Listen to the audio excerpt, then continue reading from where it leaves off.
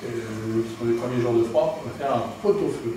Mais on va faire un pot-au-feu de veau. Le jarret de veau, ça a ça de magique, c'est que lorsque ça cuit tranquillement, ça reste extrêmement moelleux. Donc, du jarret de veau. Donc on les met dans une grande casserole, on va le mouiller, et le mouiller c'est ajouter de l'eau jusqu'en haut de l'os. Voilà.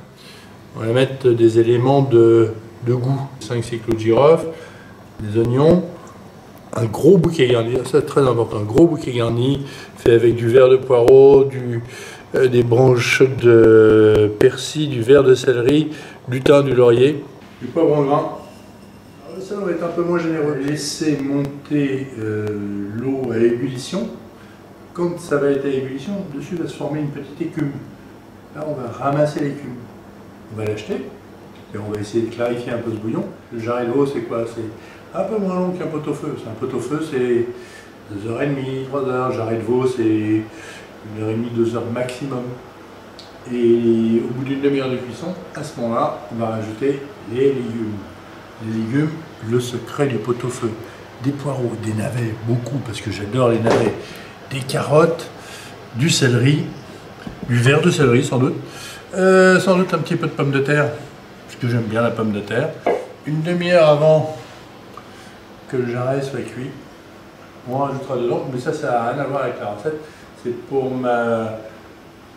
notre gourmandise personnelle, 2 saucissons lyonnais pistachés qu'on va mettre dedans, et ça va cuire un petit frémissement. Soit vous mangez le petit saucisson chaud avant, comme ça en buvant un petit coup de blanc, soit de toute façon ça fera une garniture aussi pour le jarret de veau.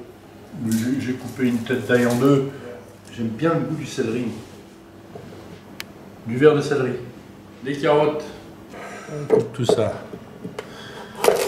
en deux. Ici il y a 8-10 poireaux.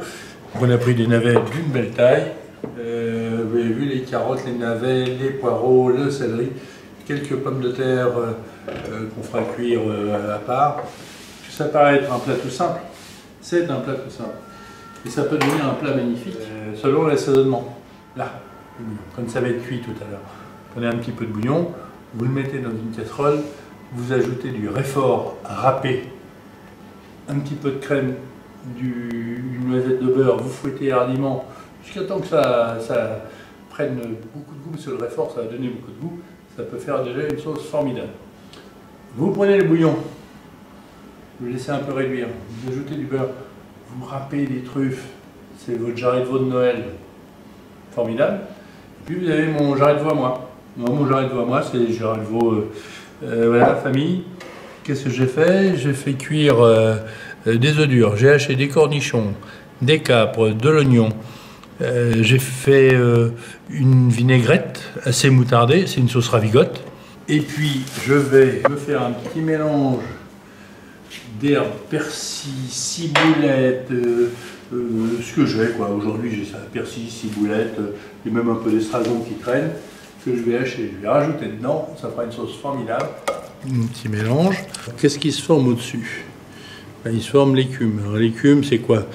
En fait c'est le sang qui restait dans les jarrets de veau, etc., qui commence à coaguler. Voilà. On passe avec une louche et on fait ce que faisait ma grand-mère en légumes. C'est pas grave si vous enlevez de l'eau, hein, parce qu'on peut en rajouter tant que vous voulez. Il faut que ce soit bien cuit. Il faut que tout ça, les viandes deviennent moelleuses, gorgées du bouillon, etc. Mais pas trop. Parce que sinon, après, la viande, elle n'a plus de tenue et c'est pas intéressant. Maintenant, on va laisser cuire un tout petit frémissement pendant sans doute 1h30.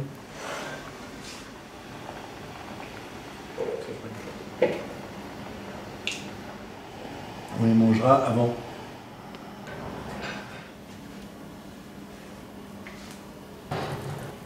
Ce sont des pommes de terre que j'ai épluchées, tournées, mis dans de l'eau, un peu de sel et on les cuira tout à l'heure.